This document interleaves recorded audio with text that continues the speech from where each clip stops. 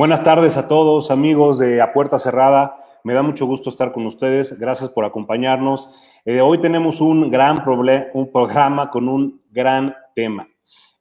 Nos va a acompañar dos grandes litigantes. Primero, Fernando Martínez de Velasco y Alejandro Linares Carballo. Son dos grandes abogados. El tema que vamos a platicar hoy es la problemática que se ve, que ha vivido, que vamos a vivir a raíz del COVID en la solución de controversias. Es un tema muy, muy, muy relevante y para eso, pues, invitamos a dos grandes especialistas. Me da mucho gusto darle la bienvenida y presentar a Fernando Martínez de Velasco, quien es abogado egresado de la UNAM, titular de muchas materias en Derecho en la UP y en el posgrado de la misma universidad. Por muchos años ha sido profesor, fue profesor mío y me honra decirlo. Además, ha sido director jurídico en varias instituciones financieras, Bancomer, Banca Serfín, Citibanamex. Hoy por hoy es titular del despacho de abogados Martínez de Velasco, Ramírez Gómez y Asociados. Además de esto, es mediador público autorizado por el Centro de Justicia Alternativa del Tribunal Superior de Justicia. Me da mucho gusto, Fernando, que estés con nosotros. Gracias por aceptar la invitación. Al contrario, Ricardo, gusto en saludarte por aquí y a todos los que nos escuchan. Muy honrado, gracias. Y como siempre, un placer compartir este tiempo con mi amigo Emiliano Robles Gómez Montt. Emi, buenas tardes, gusto en saludarte. Te pido, por favor, que nos presentes a nuestro siguiente o al otro invitado, Alejandro Linares. Muy buenas tardes, mi querido Ricardo, nuevamente en otra emisión de A Puerta Cerrada. Un gusto saludarte y compartir este espacio, agradeciendo tu tiempo. Un gusto en recibirte, Fernando, gracias por compartir tu espacio con nosotros. Y es un placer también invitar a un gran litigante, un gran abogado, al licenciado Alejandro Linares Carballo. Ahí podrán ver su semblanza curricular. Él es licenciado por la Universidad Panamericana de México, estudió un posgrado en Derecho Civil en la Universidad Panamericana de México, la famosa UP, estudió un LLM, un Master of Law, una maestría en Derecho, en Derecho Comercial Internacional en University of California, Davis, estudió un diplomado de negociación, mediación y construcción de acuerdos y es socio del área de litigio y solución de controversias en ESIJA, que es un despacho español con presencia en más de 13 países, con un gran prestigio, y es un placer y un honor que nos acompañes, Alejandro. Gracias por estar aquí en tu espacio en La Puerta Cerrada. Emiliano, muchas gracias. El placer es para mí. Un saludo a Ricardo, un saludo especial a mi maestro Fernando Martínez de Velasco, también de gratos recuerdos. Igualmente, Alejandro. Gracias, pues. Traemos un tema interesantísimo, el tema de la solución de conflictos o controversias de índole legal, jurídicos, antes y después del COVID, y para eso quiero cederle la palabra nuevamente a mi querido amigo Ricardo para que podamos arrancar esta plática y aprovechar el conocimiento de nuestros queridos invitados. Gracias, Emiliano. Bueno, como ya lo decía ahorita Emiliano, pues el tema, ¿no? Que la solución de controversias, los tribunales, qué pasó, qué va a pasar, cómo estamos, cómo está la impartición de justicia en nuestro país, cómo la ven los litigantes. Yo empezaría, si me lo permiten, pidiéndole a Alejandro que nos cuente cómo está de manera general el sistema de justicia, cómo lo ves, cómo estaba antes del COVID, porque desde luego es un antes y un después, antes de que tuviéramos esta pausa por el COVID. ¿Cómo era la impartición de justicia en México de manera general, Alejandro, por favor? Muchas gracias, Ricardo. A ver, me gustaría empezar platicándoles que, bueno, es un hecho que creo que todos los que estamos acá conocemos y seguramente la gente del auditorio, pues que en términos del artículo 17 de la Constitución Política Mexicana, la justicia debe de ser expedita y gratuita. No entraría ahora al tema de la gratuidad, pero sí de la expeditez, ¿no? Si bien es derecho de cualquier persona que se le imparta la justicia de forma ágil, pues considero que en México nos hemos encontrado desafortunadamente que las cosas no son así. No dejaría yo de reconocer que a lo largo de los años, en la mayoría de las entidades federativas, se han realizado esfuerzos para tratar de dignificar tanto la labor judicial como implementando medidas para tener mayores elementos, infraestructura, etcétera, pero no obstante considero que el país todavía se encuentra en deuda con los justiciables en ese sentido. Tenemos muchas carencias o teníamos muchas carencias antes de COVID. Para poner en contexto de la audiencia, pues podría platicar de algunos ejemplos que me vienen a la mente ahora, por decirles, y dada pues el gran tamaño que tiene la República Mexicana, la división que tenemos, cómo está estructurada la República, pues podría platicarles de asuntos probablemente en cuanto a esta expeditez que en Quintana Roo, específicamente un caso que tuvimos en Playa del Carmen, en el municipio de Solidaridad, pues un juicio de lo más sencillo que se puede hablar, que es un juicio ejecutivo, que el documento va a ser un título de crédito, pues pudimos esperar más de un año a que la sentencia definitiva fuera dictada, dada pues la poca infraestructura que tiene. En otros ejemplos, Los Cabos también hemos tenido algunos asuntos, en Baja California, pues que se pueden tardar un mes en dictar el auto de admisión de una contestación a la demanda, porque, bueno, pues el personal del juzgado tiene que escanear todos los documentos que vienen acompañados con la contestación a la demanda, y bueno, pues imagínense ese escaneo manual que se hace para tratar de digitalizar un expediente, ¿no? Oye, pero Alejandro, Fernando, perdón que interrumpa. Esto que estás comentando, estos plazos, estos tiempos que se están tomando el tribunal, siguiendo los ejemplos, pues son muy comunes, ¿no? Normalmente una controversia dura, no sé, 18, 24, 36 meses. ¿Cómo la ven? Nos los cuentas como si fuera una excepción, pero yo lo que he visto es que es común que una controversia pueda durar tanto tiempo en un juzgado. ¿Cómo la ven?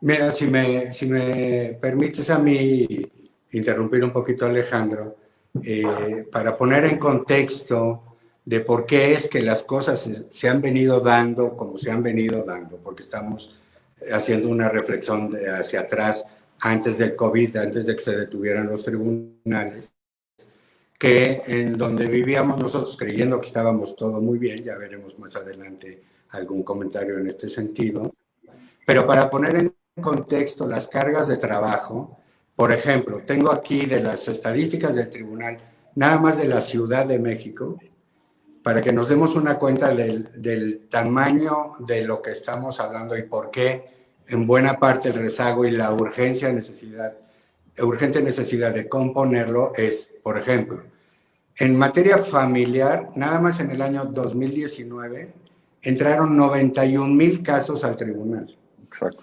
En juicios orales familiares, 9,000.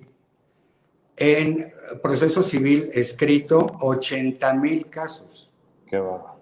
Civil oral, 22,000, cuantía menor, 64,000 casos. Y procesos penal acusatorio, 28,000. Es decir, nada más en el 2019 entraron en la Ciudad de México 300,000 casos. Increíble. Y los números más o menos se van, si nos vamos a tribunales federales, por ejemplo, en amparo, nada más en amparo, en los tribunales colegiados a nivel nacional, es decir, estamos hablando de sentencias definitivas, usualmente no estoy entrando a revisión, nada más entraron 440,000 amparos en el año. Y en amparos indirectos, en juzgado de distrito, 620,000.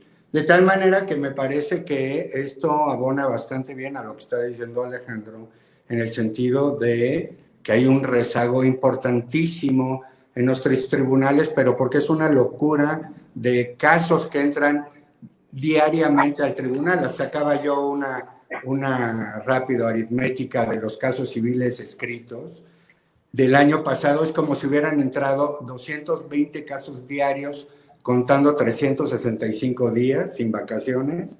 Es como si hubieran entrado 220 casos diarios al tribunal, solo en materia civil. Es decir, cumplimiento de contratos, es decir, bancos, que usualmente los bancos llevan más o menos el 80% de esta carga del tribunal. Es una locura, y eso es lo que se vivía antes del COVID-19, en mi percepción. Por eso, bien dice Ricardo, no es la excepción los lugares que hablaba Alejandro, sino me parece que van a toda la República Mexicana, aunque sí debo de resaltar que por lo menos en la Ciudad de México y en el Estado de México, que son donde tengo yo más experiencia, los procedimientos son bastante rápidos comparados efectivamente con otros lugares del mundo. Esa es exactamente a lo que iba y tiene razón Fernando. O sea, mi comentario iba, Ricardo, en el sentido de que es increíble, o sea, creo que en pocas entidades de la República pueden dilatarse tanto los asuntos como estos dos ejemplos que yo les puse. La Ciudad de México, a pesar de que recibe 320,000 asuntos al año, como dice Fernando, pues tienen un mecanismo para poder resolver las cosas de una forma mucho más ágil. O sea, es impensable, y que me corrija Fernando si me equivoco, que en la Ciudad de México puedas esperar un mes a que te dicten una sentencia en juzgado o que te tarden 2 semanas en dictar un auto admisorio, ¿no? O sea, eso no se da, pero también porque, pues estamos hablando de la Ciudad de México, que tiene una infraestructura pues mayor, una capacidad, un poder económico, seguramente el Poder Judicial de la Ciudad de México tiene un mayor presupuesto, etcétera, ¿no? Lo que platican y los números que dan son realmente, no sé si alarmantes, contundentes, alarmantes, porque bueno, ahí se explica el rezago que tenemos y lo lento que resulta la justicia en muchas ocasiones. Y estamos hablando antes del COVID y los datos que dan son muy alarmantes. ¿Y qué pasa con los procesos en línea? ¿Cómo estábamos antes del COVID? Estamos todavía en ese escenario. Antes del COVID, ¿cómo iban los procesos en línea? ¿Ya se habían implementado? ¿No? ¿Es un proyecto? ¿Es local, federal, o en los dos ámbitos de la impartición de justicia? ¿Cómo estábamos en ese sentido? A ver, si me permiten, me gustaría comentar un poco en este sentido. A ver, sí, hay que hacer una distinción entre los juicios federales y los locales. De los juicios federales sabemos que pues los amparos esencialmente son juicios que se pueden llevar en línea con la firma Estafirel, etcétera, que bueno, pues agilizan y te dan la opción de que ya puedas llevar el proceso, digamos que prácticamente de forma digital o en línea. En cuanto a entidades federativas también, pues tenemos una variedad enorme. Hay muchas entidades federativas que no tienen absolutamente ninguna relación o ningún tipo de aplicación para que puedas llevar nada en línea. Algunas otras que ya permiten, por ejemplo, que haya alguna especie de firma en donde los acuerdos se puedan enviar por correo electrónico, y otras entidades más avanzadas, como ya comentaba Fernando, el caso del Estado de México, por ejemplo, pues que creo que lleva la mano en una reforma que han implementado desde hace ya algunos años, intentando precisamente pues que los procesos se empiecen a llevar de forma digital. ¿Qué procesos se llevan hoy día? Pues esencialmente los no contenciosos, aquellos en los que, o algunos medios preparatorios, por ejemplo, en donde se trata de llevar unos testigos para que acrediten algún tema, algún divorcio que sea pues pactado por las partes, etcétera. Pero temas contenciosos en donde pues sí haya una verdadera complicación o complejidad en el asunto, pues entiendo que no, hoy día no hay en donde se lleven los asuntos así. La Ciudad de México pues está también atrasadísima, o sea, no tenemos prácticamente nada en ese sentido. Si bien tenemos ahora una posibilidad de que los acuerdos nos puedan llegar de forma digitalizada a nuestras computadoras o a donde digamos nosotros algún correo electrónico, pues tiene también los inconvenientes del costo, etcétera. Ahí creo que al final también valdrá la pena luego hacer un comentario o lo podemos anticipar. Considero que sería muy importante que ahora que se piense en regresar a los tribunales, pues por lo menos que el Poder Judicial de la Ciudad de México habilitara ese sistema que tienen de alguna forma tal vez gratuita para que los litigantes pudiéramos tener acceso a nuestros acuerdos y no tener que estar enviando a la gente a los tribunales. Pero bueno, volviendo a la pregunta y esperando también que mi maestro opine, decir que pues sí, hay algunas entidades, Nuevo León también, que sí están optando por tratar de ir a la vanguardia y que se digitalicen y que se lleven los juicios de una forma pues en línea, sin tener que esperar la presencia de los litigantes en los juzgados, pero sí hay un rezago enorme en ese sentido.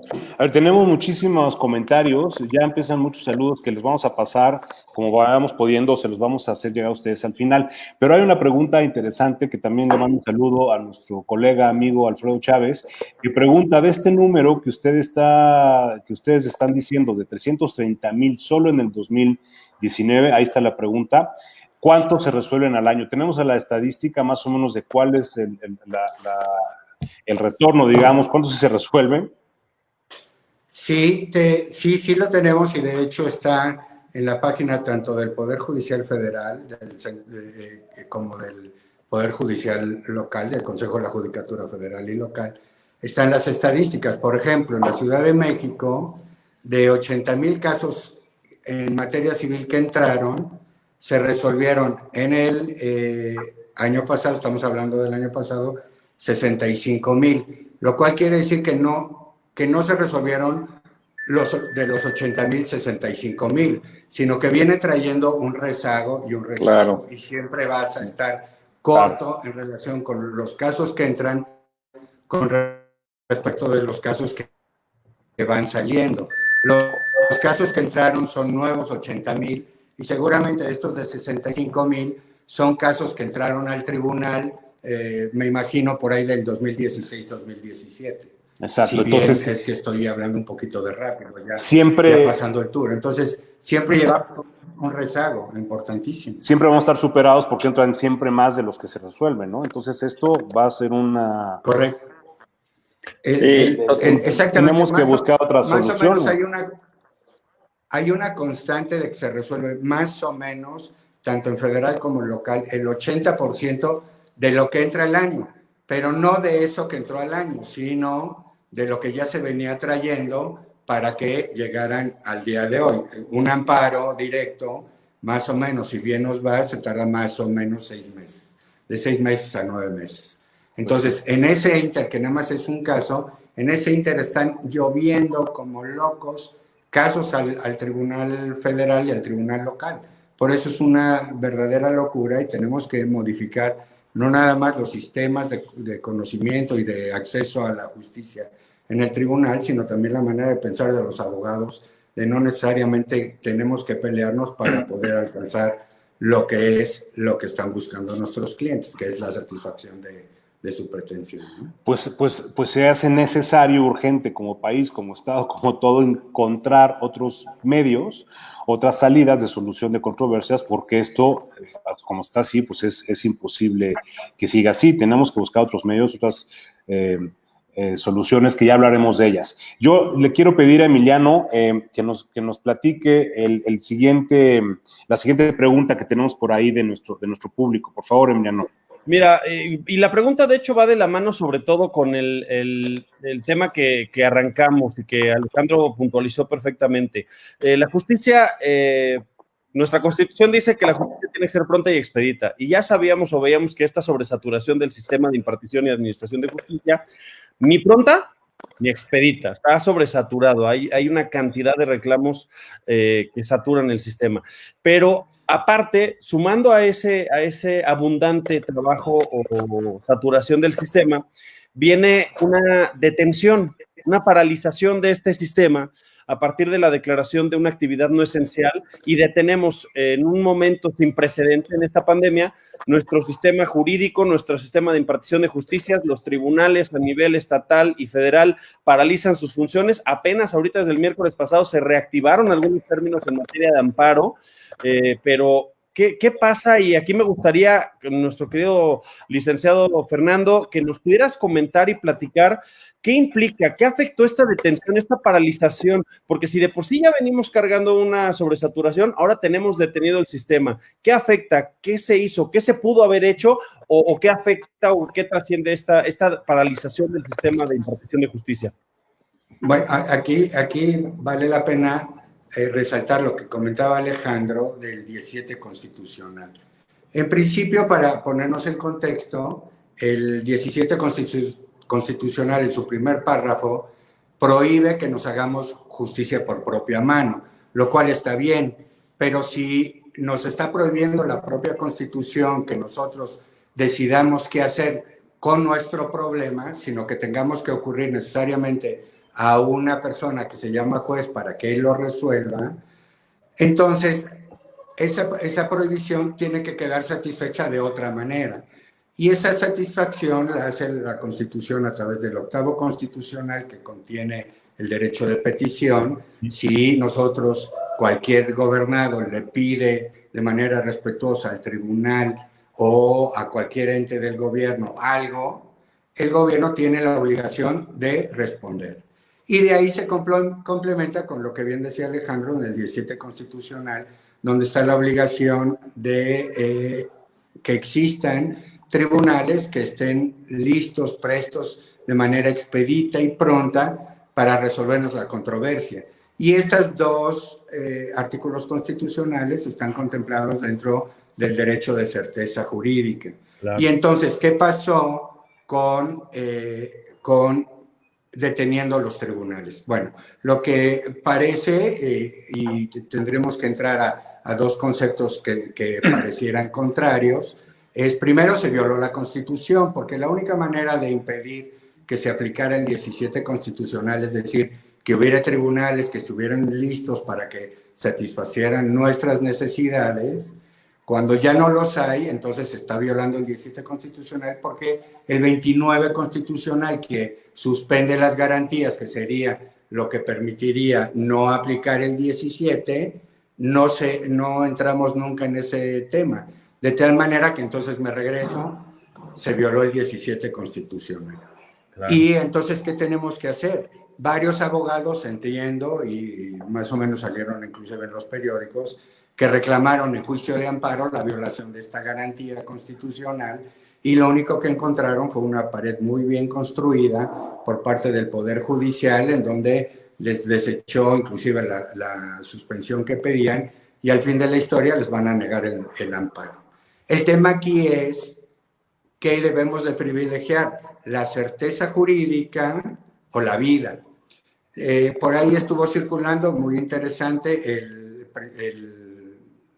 el director, el presidente del sindicato, se me fue el nombre, el director general del sindicato del Poder Judicial Federal, le envió un comunicado al ministro presidente de la Corte, en el que le decía que si bien es cierto están trabajando y no estamos yendo los litigantes a los tribunales, también es cierto que estarlos permitiendo que vayan al tribunal a estar sacando algo del trabajo que están haciendo, los estaba exponiendo. Y en esa carta le decía exactamente este tema: ¿qué vale más, la certeza jurídica o la vida?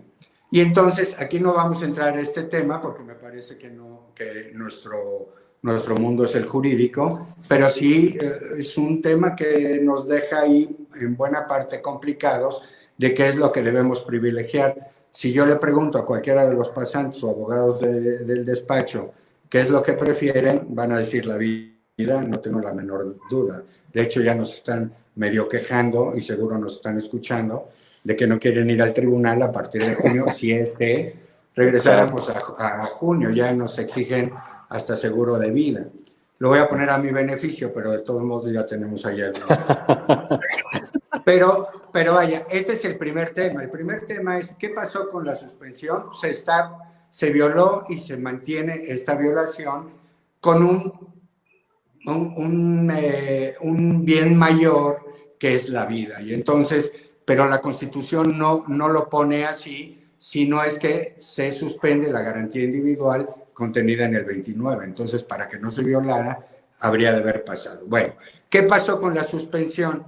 lo que sucedió es que se pierde entonces la certeza jurídica.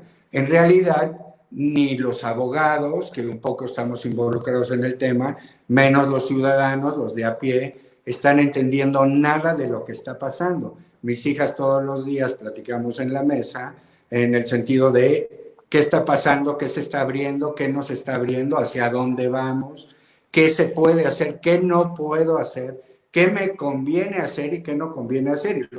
Y las discusiones siempre y con todos los amigos se vuelven en la parte de la vida o en la parte de lo que debería de ser. El ser y el deber ser aquí me parece que están caminando en sentidos paralelos, pero se violenta la certeza jurídica porque en realidad ya nadie sabe lo que está pasando y de ahí lo que está sucediendo es que hay ya incumplimientos, si no bien originados motu propio por las personas o queriéndolo. También es cierto que ya se está empezando a descompensar terriblemente el equilibrio que daba a la economía, que hubiera esta certeza de que siempre hay un tribunal que te va a escuchar para que puedas llevar tu controversia o tu problema a ser protegido por un tribunal.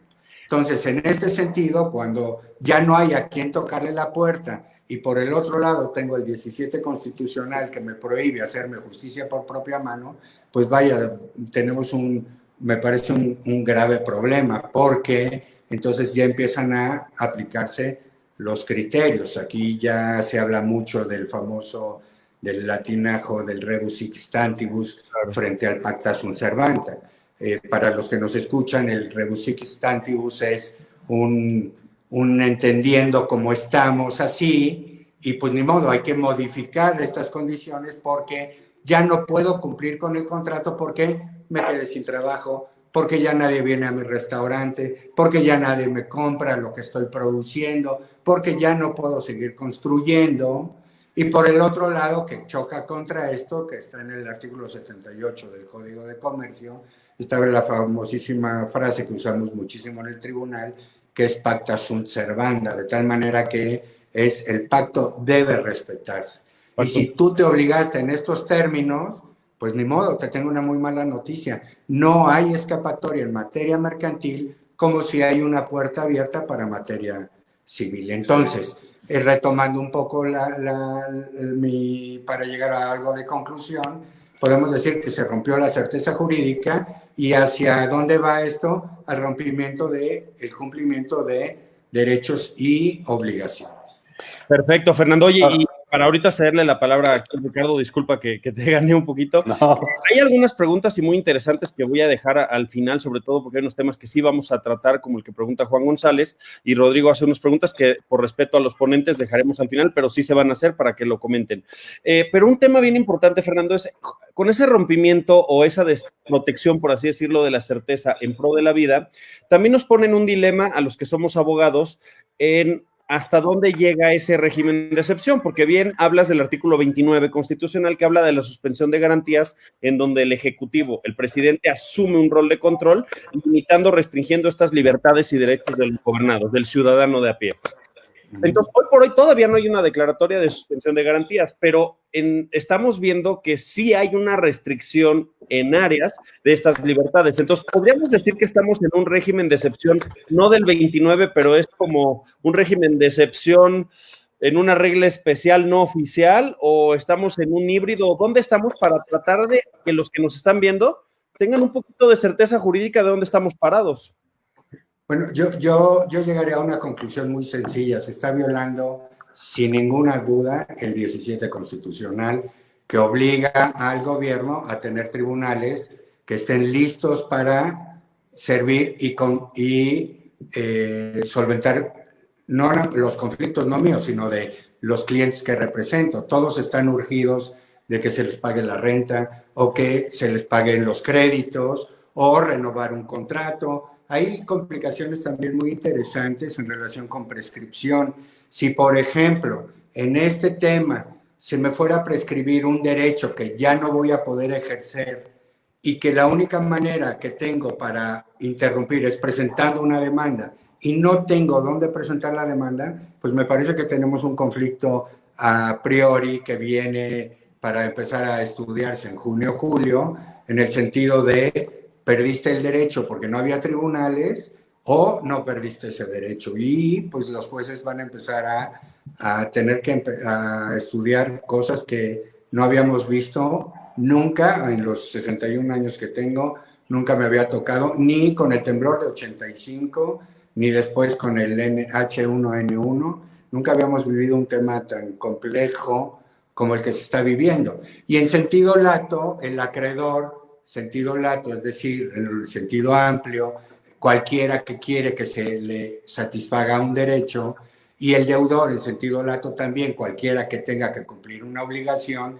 entraron en un impasse que a algunos les cayó de manera maravillosa porque ya el juicio que tienen encima los dejó descansar por lo menos 3 meses, pero esto ha venido haciendo que se vaya creciendo un tema muy interesante que es la recuperación de los derechos de los acreedores, repito, en sentido lato. Pero estamos en absoluta, en un híbrido espantoso que no sabemos cómo se va a complicar y cómo se va a arreglar en el tribunal. Muchas gracias. Ricardo, por favor, que compartan este tema. Yo tenía un comentario, a ver, es muy interesante la posición que nos manifiesta aquí Fernando, hablando del artículo 17. Yo ahí tendría una opinión o plantearía la opinión distinta, ¿no? O diversa. El problema del 17, bueno, el tema del 17 es, pues sí, la impartición de justicia, tribunales, justicia expedita, en fin. Pero ante la situación que tenemos, pues también tenemos el derecho a la salud, la garantía constitucional y derecho a la vida, que sin vida no hay nada y yo creo que es el bien supremo que debemos privilegiar antes de cualquier otra cosa. E incluso el problema económico, pues deberíamos estar privilegiado ante la salud, en lugar de buscar el restablecimiento de la economía. Y lo mismo va por el 17. Entonces, ahí, ante ese conflicto que tenemos en los dos derechos, pues se tiene que optar por alguno y se ha optado pues por el de la vida, que a mí me parece correcto. Entonces, correcto. Yo pensaría, o bueno, yo veo muy buen análisis que hagamos igual en otro programa, pues qué debió haber prevalecido y qué pasa cuando hay un conflicto de derechos o se confrontan dos derechos fundamentales como el de la vida y la impartición o recibir una justicia en términos del 17. Pero eso yo creo que antes de llegar a qué derecho privilegio, pues debíamos que tener unos sistemas que permitieran que eso no ocurriera. La justicia expedita se puede impartir de otras maneras o de otras formas y sobre todo en los tiempos en los que vivimos hoy. Y a eso me lleva, no sé si Alejandro quieras comentar o Fernando, alguno de los dos, Ricardo, al tema de la justicia virtual.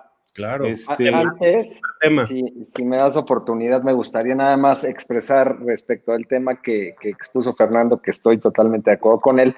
Sí creo que debiéramos considerar que esta pandemia pues es algo insólito, inédito, que a todo mundo lo agarró desprevenido. Entonces, también de lo que hemos analizado respecto a este tema de si los derechos fueron violados, los derechos de la ciudadanía, al menos este derecho a tener, a ser oído en un juicio y a que puedan ser atendidos sus asuntos, pues sí considero que de alguna forma el Consejo de la Judicatura y en general el Poder Judicial, pues sí intentó, no sé si de la mejor manera, pero intentó dejar abiertos aquellos espacios para que en asuntos muy específicos que ustedes ya conocen, más en cuanto a la vulneración de los derechos humanos, pues se pudiera, entre comillas, atender durante la pandemia los asuntos, ¿no? Entonces, en ese sentido, hay argumentos también y criterios que dicen que México cumplió con algunas resoluciones y opiniones consultivas de la Comisión Interamericana de Derechos Humanos al permitir que ciertos asuntos muy específicos que tienen que ver, como ustedes saben, pues sí, con privación de la libertad, etcétera, algunos otros asuntos inclusive de materia familiar, etcétera, bueno, pues sí sean atendidos durante la contingencia. Y también, pues comentar que de acuerdo a lo que hemos visto, bueno, pues esto tomó desprevenido al mundo entero. Aquellos países o civilizaciones que consideramos nosotros que son mucho más adelantadas a la nuestra, pues también han tenido, por lo menos en materia de impartición de justicia, una problemática enorme. No existe el lugar perfecto donde el día de hoy se puedan seguir resolviendo asuntos y se siga y se atiendan, etcétera. La mayoría de los poderes judiciales de todo el mundo han tenido muchísimos problemas porque, reitero, este asunto pues no había posibilidad de preverlo y de prepararse para él, ¿no? ¿Y dónde estamos en el tema de justicia virtual o justicia por medios como el que estamos teniendo esta plática? ¿Ya existe? ¿Se ha dado? ¿Cómo la ven por ahí? ¿Es algo viable ante las circunstancias de México? ¿Cómo la ven? Considero que hacia allá transitaremos. Ya lo platicábamos hace algunos instantes respecto de la materia federal. Bueno, pues hay ya, en tratándose de amparo, pues ya hay posibilidades de promover los asuntos de manera virtual. Hay otros casos específicos, podríamos hablar,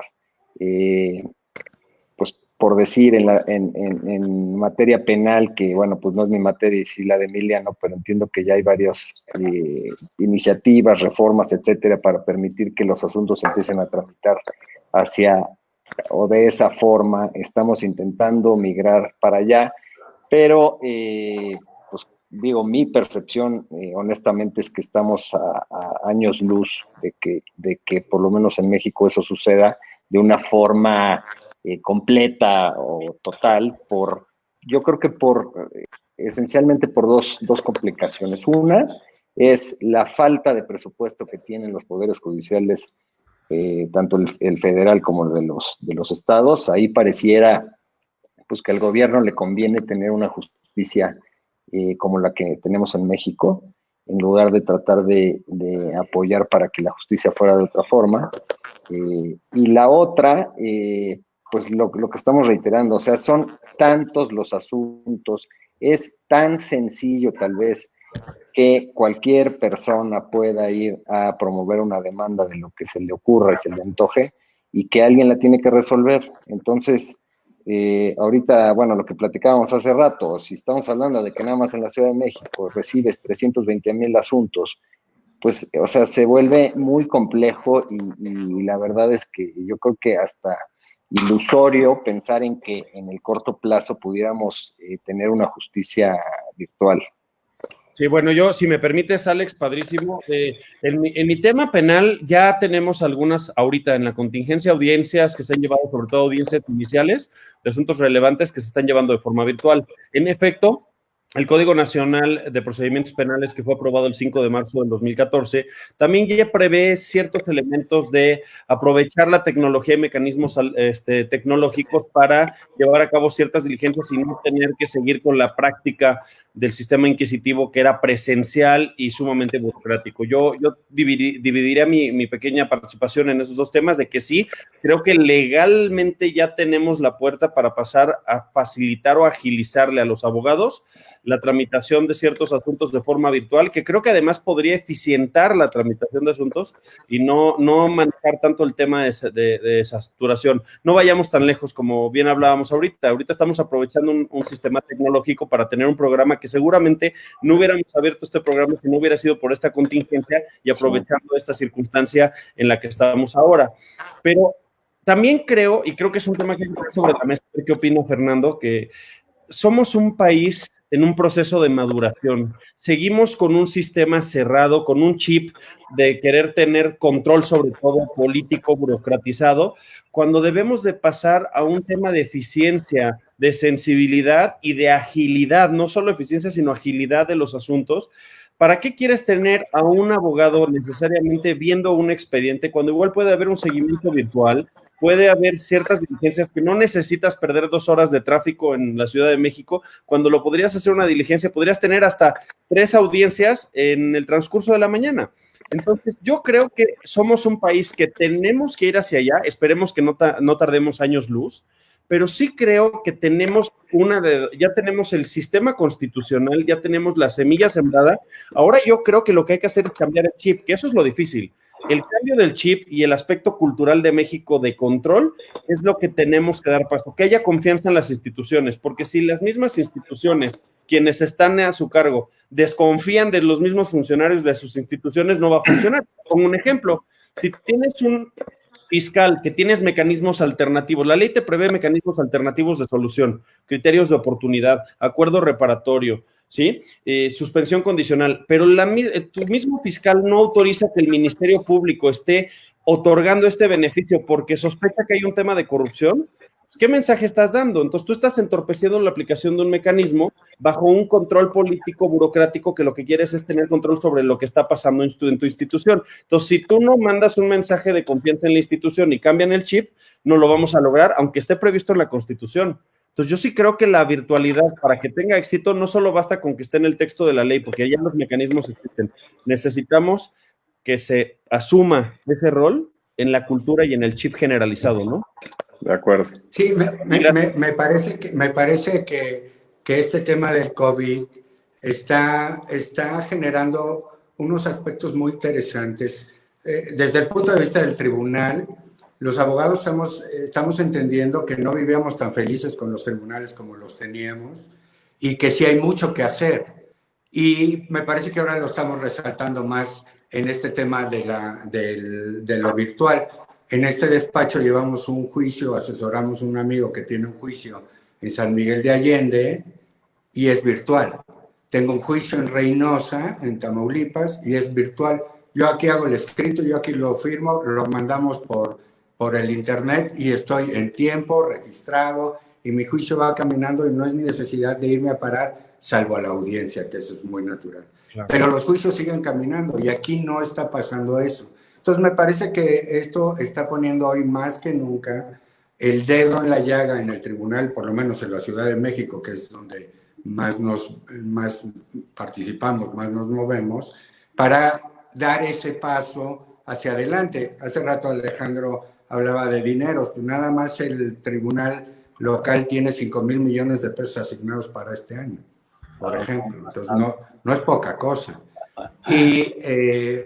Pero también nos hemos dado cuenta, me parece, y un poquito ya yéndonos hacia la salida, me parece que también nos hemos dado cuenta todos, abogados y no abogados, que platicando podemos solucionar buena parte de los problemas. No necesariamente tenemos que ir al tribunal a ver a quién desangramos para poder empezar a platicar. Y eso es lo que tú decías, Emiliano, hay que cambiar un poquito el chip. Traemos el chip de a este cuate lo tengo que matar y ya que esté desangrado, le voy a ver si le llamo.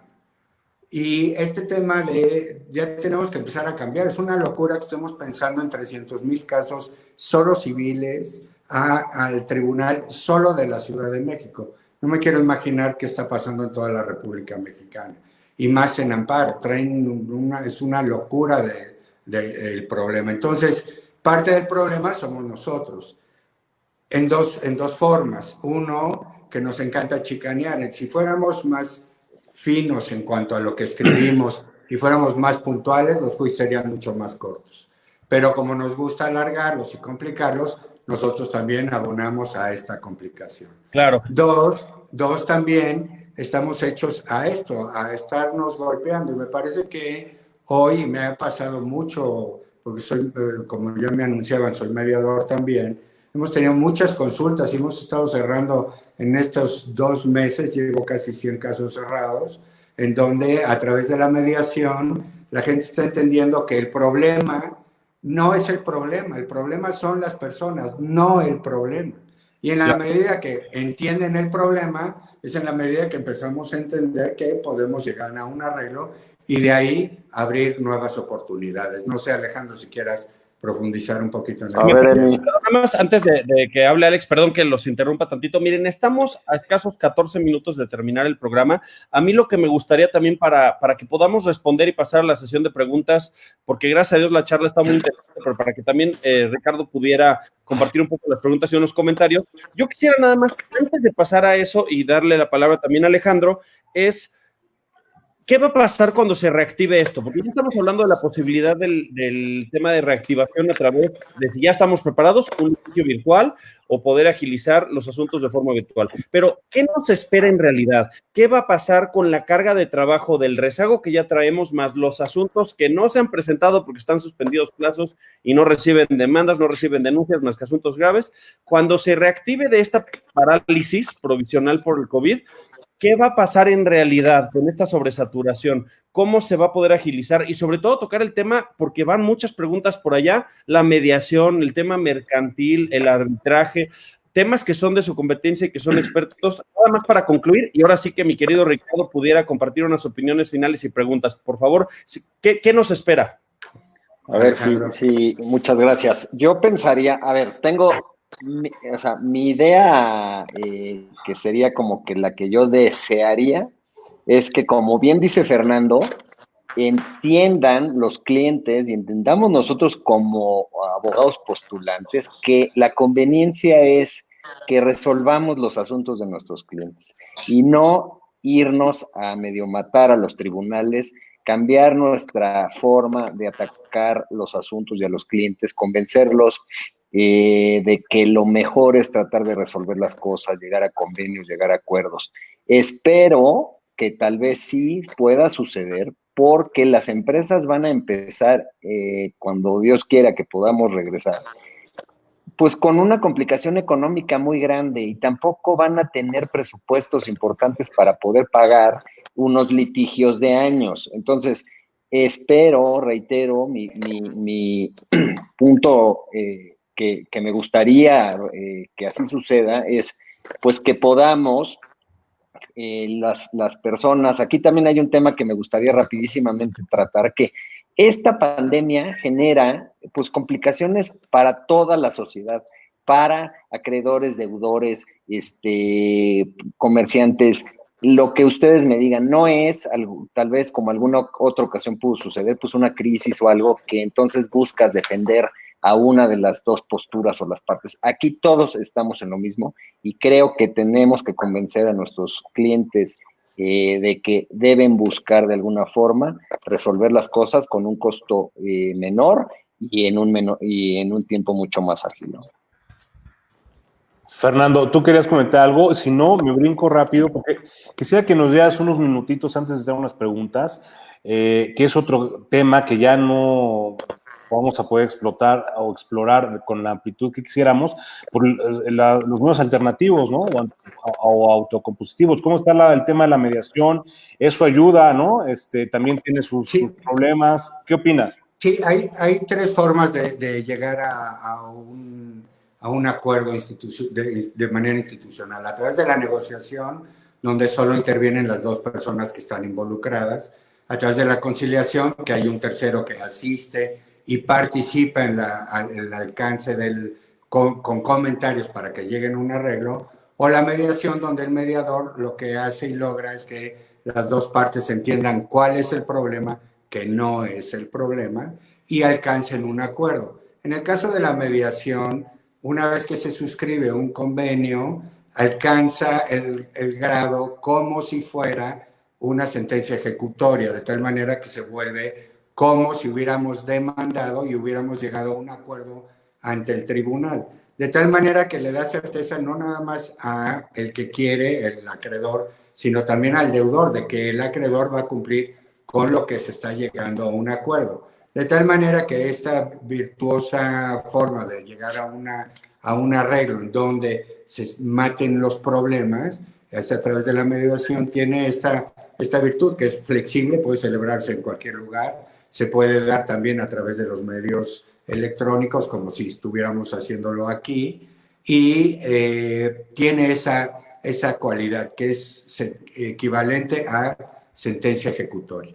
Pero también, además, y para yo acabar también, nada más hacer referencia al tema del concurso mercantil. Hay por ahí rondando una propuesta del PRI de hacer concursos mercantiles fast track, que verdaderamente es una locura, porque quiere decir que no han leído la ley de concursos mercantiles actual, en donde permite que los acreedores con el deudor en un mecanismo muy rápido presenten un acuerdo ya prehecho al tribunal en concurso mercantil con todas las virtudes que esto da, con las medidas cautelares, con el proyecto de pago, y se soluciona de una manera muy ágil, muy fácil, y no con la locura que se está pensando hacer, que me parecería que es materia de otra plática, a través del PRI y este absurdo que están teniendo por ahí en la mesa.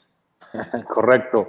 Emiliano, tenías otra pregunta, te sugiero que hagas la pregunta, el comentario, regresamos y ya para ir cerrando, porque nos quedan 8 minutos. No, bueno, básicamente eran algunas preguntas del público, poder comentar. Muchas iban enfocados al tema de la justicia restaurativa, los mecanismos alternativos, la mediación y esta justicia alternativa, que bueno, ya ahorita se tocó en este último punto, pero creo que sí, sin duda, los abogados tenemos que ser ya no canales nada más de ganar asuntos, ¿no? De buenos conflictos, sino también prevenirlos o buscar que lleguen a buen arreglo. Y creo que eso es hacia dónde vamos, y el buen abogado es aquel que también va a buscar los canales para resolver el problema lo antes posible para un cliente. Pero dentro de estas preguntas también que nos están diciendo es el tema de la mediación en línea. Ya hablamos un tema del tema de virtualidad. ¿La mediación en línea es posible ya hoy por hoy? Legalmente podríamos llevar a cabo si se levantaran las medidas, porque viene la flexibilización, ya vemos que viene esta nueva normalidad a partir del último día de mayo. ¿Podríamos estar preparados de acudir a una justicia restaurativa de forma virtual legalmente hablando? Sí, en el Centro de Justicia Alternativa de la Ciudad de México habemos dos tipos de mediadores, los públicos, es decir, que dependen del propio Centro de Justicia y de ahí del tribunal, y los privados, que somos autónomos, aun cuando estamos regulados por la Ley de Justicia Alternativa y vigilados por el Centro de Justicia. En este caso, los privados sí podemos hacerlo, nos lo permite la propia ley y su reglamento, de llevar a cabo a través de los medios electrónicos un acuerdo virtual. El problema es la firma, que todavía debe ser autógrafa, aun cuando el Código de Comercio en materia mercantil ya nos permite la firma electrónica. Todavía no hemos alcanzado, tenemos aquí aprobados con nosotros 2 convenios que logramos con firma electrónica, arrastran en las computadoras su fiel, se hace la cadena y queda perfeccionado el convenio, y en ambos casos ambas partes han cumplido muy bien con el acuerdo, de tal manera que todavía no tenemos conocimiento de qué pasaría en caso de incumplimiento. Tenemos un buen bateo ahí de cumplimiento en ese sentido, pero sí, a través de medios alternativos lo podemos hacer en la línea. Para graficarlo a los que nos están escuchando, uno pudiera estar en Chihuahua, el otro pudiera estar en Chiapas, y su servidor aquí en Ciudad de México, nos conectamos, llegamos a un acuerdo, se les manda el proyecto de convenio en el documento, si están de acuerdo, se recaban las firmas y se presenta al Centro de Justicia para su sello y registro. Claro, no, padrísimo. Y antes de cederle la palabra a mi querido Ricardo para hacer los últimos comentarios de la despedida, por ahí nos preguntaban de cómo se manejan los casos, déjame ver si lo encuentro, Fer, el tema del caso fortuito y fuerza mayor. Por ahí preguntaban a alguien aquí, Carla Sáenz nos pregunta, ¿cómo podría aplicar la cláusula del caso fortuito y fuerza mayor ahorita en la pandemia? Supongo, no lo pone así, pero supongo que es cómo se aplicaría ahorita el caso. Pues precisamente es el famoso rebus sic stantibus contra el pacta sunt servanda.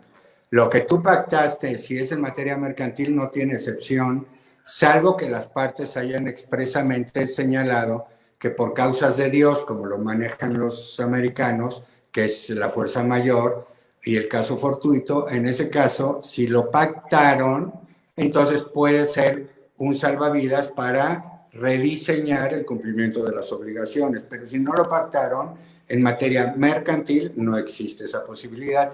Lo que sí me parece que tiene la materia civil, que es el famoso rebus sic stantibus. Muchas gracias, Fer. Pues mi querido Ricardo, yo ahorita ya le voy a hacer la palabra a Ricardo por últimos comentarios para conclusiones de ustedes, nuestros invitados, pero no quiero dejar pasar la oportunidad de agradecerles a Alejandro, Fernando por compartir un espacio con un servidor. Gracias a ustedes. A grandes litigantes y abogados a quienes yo en lo personal admiro mucho y espero que pasando esta situación podamos reencontrarnos en los tribunales y fuera de ellos para platicar. Gracias por acompañarnos, Ricardo. Gracias por escucharnos. A todos los que han estado sintonizándonos ahora. Muchas gracias, Emiliano. Bueno, a ver, tenemos muchísimos saludos, muchas más preguntas que tuvimos que dejar ahí. Se los vamos a hacer llegar. Hay mucha gente participando. Tenemos una audiencia elevadísima ahorita y pues por razones de tiempo no puedo pasar todo, pero se los vamos a hacer llegar para que ustedes puedan comunicarse o contestar esas preguntas o los saludos. Una última conclusión, yo les pediría, Alejandro, Fernando, el tema que platicábamos era, pues, solución de controversias, problemática de solución de controversias generadas por el COVID. Ya las hemos agotado ahorita. A manera de resumen, y invitando a Fernando o emplazando a Fernando a ver si acepta una invitación futura para hablar de la mediación, que fue un gran tema que tuvimos que dejar en el tintero, pero resumiendo el título de nuestra plática, que nos puedan dar algún último comentario, alguna conclusión muy rápida y yo regreso para despedirme y también agradecer a nuestro productor. Por favor, alguno de ustedes dos. Sí, gracias, Jaime. Alejandro. Bueno, pues muchas gracias. Antes que otra cosa, agradecerles mucho a Emiliano, Ricardo, por la invitación al programa, saludar afectuosamente al maestro Fernando Martínez de Velasco. Y bueno, pues como conclusión diría que nos damos cuenta ahora, viviendo esta pandemia, trabajando de forma remota en muchos aspectos, siendo creativos y demás, que pues sí pudiera ser, sí es posible que la justicia se pueda llevar en línea. Creo que tendría que haber esfuerzo de todos, tanto de los litigantes como también de los poderes judiciales, los colegios de abogados, etcétera, para tratar de migrar estos asuntos y que se pueda llevar de otra forma y evitar pues que esas conglomeraciones de gente que uno tiene que ir a tribunales se den. Y también, por otro lado, pues un poco en dignificar, ¿no? Los tribunales, tal vez haciéndolos de esta forma, porque pues también para los litigantes es luego muy complejo estar teniendo que ir a los tribunales y demás. Ojalá pues no haya un colapso de los tribunales ahora. Espero eso, que la gente entre en razón y se traten de resolver las cosas de otra forma. Y pues nada más, agradecerles mucho y buena noche. Gracias, Alejandro. Fernando, ¿algún comentario final, por favor? Sí, nada más entender dónde estamos parados como la sociedad civil, no abogados, y todos los abogados seamos corporativistas, notarios, litigantes, a lo que nos dediquemos, que nos parece que nos debe de empezar a caer ya el 20 de que hay una nueva realidad, que tenemos que empezar a utilizar a los tribunales de una manera diferente, participar y coadyuvar con ellos de una manera más activa, no quejándonos tanto, sino aportando para mejorar y que no nos vuelvan a agarrar con los dedos en la puerta. Gracias. Gracias, Fernando. Gracias, Alejandro. Pues nos despedimos, amigos. Muchas gracias por atender a nuestro llamado y ver nuestro programa a puerta cerrada. Como ustedes vieron, gran tema, grandes invitados. Repito, nos quedamos con muchísimos comentarios, ni siquiera los hemos podido terminar de ver. Se los vamos a hacer llegar con el compromiso de Fernando y Alejandro que los puedan contestar a los que los enviaron. Gracias a Jaime Cuellar, nuestro productor, que no lo ve el público, pero está ahí atrás, el que hace que sea posible todo este programa. Gracias, Jaime. Gracias nuevamente, Alejandro, Fernando, grandes abogados. Gracias, Emiliano, es un placer compartir contigo este espacio. Gracias, nos vemos pronto. Tenemos muchísimos, dice otra que se repita. Que se repita. Vamos a hacer otro pronto con estos dos grandes invitados. Gracias nuevamente y nos vemos en la siguiente emisión de A Puerta Cerrada. Gracias a todos, amigos. Hasta luego. Gracias a ustedes. Hasta luego. Gracias.